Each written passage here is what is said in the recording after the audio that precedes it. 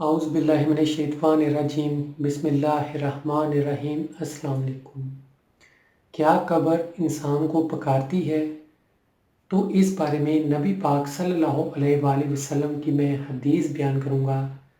حضرت ابو سعید فرماتے ہیں کہ نبی پاک صلی اللہ علیہ وآلہ وسلم ایک بار مصلی پہ بیٹھے ہوئے تھے۔ انہوں نے لوگوں کو دیکھا کہ وہ مسکرا رہے تھے، ہنس رہے تھے، تو آپ صلی اللہ علیہ وآلہ وسلم نے فرمایا، اگر تم لوگ اپنی موت کو یاد رکھو تو کبھی بھی تم ہنس نہ پاؤ۔ اس کے علاوہ قبر روز انسان کو پکارتی ہے۔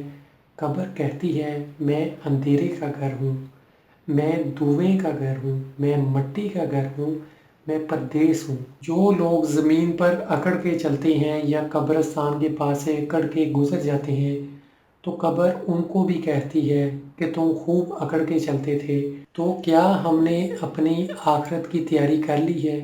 ہم اس دنیا میں اتنا زیادہ کھو گئے ہیں کہ ہم بھول چکے ہیں کہ ہم نے دوسری دنیا میں بھی جانا ہے اور وہاں پہ بھی ہم سے حساب کتاب ہوگا۔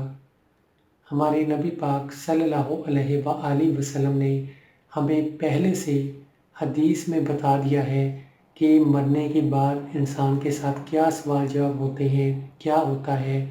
جیسا کہ ایک حدیث میں نبی پاک صلی اللہ علیہ وآلہ وسلم نے ارشاد فرمایا ہے، مرنے کے بعد انسان سے 3 سوال ہوتے ہیں۔ اس کے پاس منکر اور نکیر 2 فرشتے آتے ہیں اور پوچھتے ہیں، تمہارا رب کون ہے، تمہارا دین کیا ہے اور تمہارے نبی کون ہے۔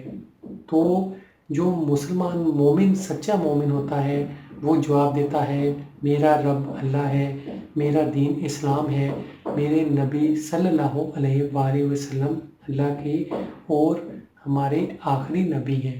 تو یہ سب باتیں انسان، جو نیک انسان ہے وہ بتاتا ہے، اور جو گنہگار ہوتا ہے، جو گناہوں میں زندگی گزارتا ہے، اس کے لیے جہنم ہوتی ہے۔ اسی طرح سے کیا قبر بھی ہمیں پکارتی ہے؟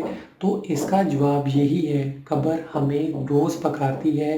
ہمارے نبی پاک صلی اللہ علیہ وآلہ وسلم نے یہ فرمایا ہے کہ تم ہنسنا چھوڑ دو، یہ مسکرانا چھوڑ دو، اگر تم موت کو یاد کرو اور تمہیں موت کا پتہ چل جائے۔ اسی لیے ہم یہ چیزیں بھول گئے ہیں کہ ہم موت کو یاد نہیں کرتے، اپنی قبر کو یاد نہیں کرتے۔ اس وجہ سے آج ہم صرف اور صرف اس دنیا میں کھو چکے ہیں۔